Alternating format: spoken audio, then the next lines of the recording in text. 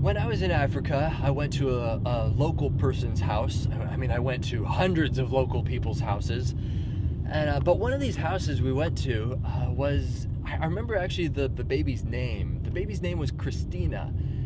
And she was a potential patient for Mercy Ships. And she had cataracts. And in case you don't know about cataracts, it's, they can be more common in the tropical region. It's sort of looks like a cloud over your eyeball, and you can't see, you're just blind. Very severe cataracts, that is. And it's extremely rare in children to have cataracts. Typically older people, once they have more exposure to UV rays, things like that.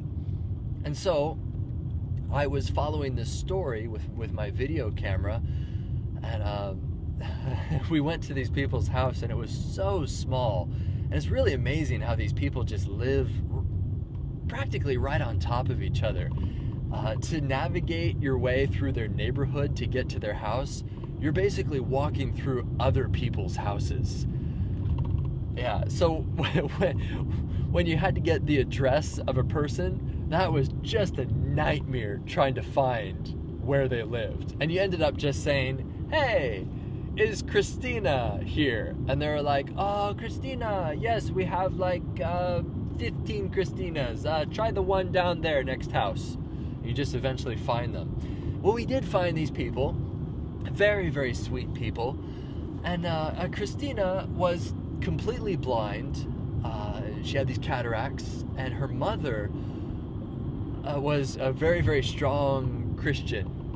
And yet she didn't know what to do. There were no resources.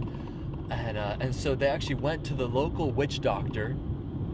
And of course the witch doctor was like, "What you need to do with your child is sit them outside and let the wind hit their eyes, and the wind will heal them." I'm not kidding. These are her words. And of course this makes me kind of angry. I'm just like, what are these people doing? This is nonsense. And so what Christina's mother did is she prayed to Jesus, the most powerful God there is. And come to find out, he's the only God there is. Well, Trinity, Father, Son, Holy Spirit, one God, three entities. Doesn't make sense, but it does. Wow, there you go. I just summed up the Trinity like that. But anyway, one God. And so she prayed to this Christian God. And next day she heard on the radio, "Hey, Mercy Ships is coming to town." She's like, Mercy Ships. She looked them up and found that they're a giant floating hospital ship, and they're made up of a bunch of people who follow the example of Jesus, and that is bringing hope and healing to the world's forgotten poor. So there she went, and she got, her appointment card and everything. And it kind of takes a while to get these people through the system because there are so many. And so we had the opportunity of going to her house and getting her story before Christina's surgery.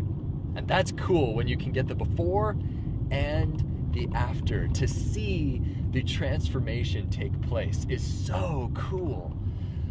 Well, I did get to see the transformation take place. I was actually in the operating room as they took the cataracts out of her eyes, which is really, really wild. Now, I'm not a medical kind of guy, but the best way of describing it was they sedated her, of course. She wasn't awake. And they sort of put a little incision under the lens, and then they get what looks like almost like a fish hook, but it's a loop, like the eye of a needle, but bigger than that. And they sort of slip it under this slit that they put in the side of the eye, and it's really, really fast. The surgeon then sort of loops around, breaks up the cataract, and pulls it out. And it's sort of like this milky fluid that comes out of the eye. I hope I'm not grossing you out too much, but it's fascinating stuff.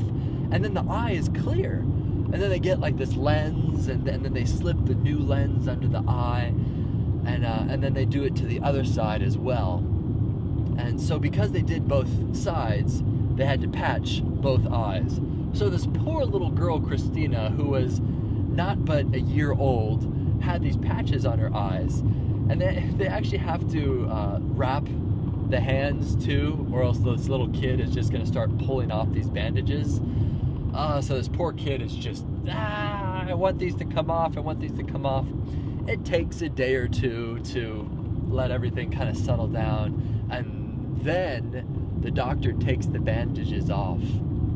And this is the reason why I love doing videography for nonprofits and charities. And this is why I started my own nonprofit, to document and capture awesome stories like this, so that people can then support the people who do this, so that they can support mercy ships.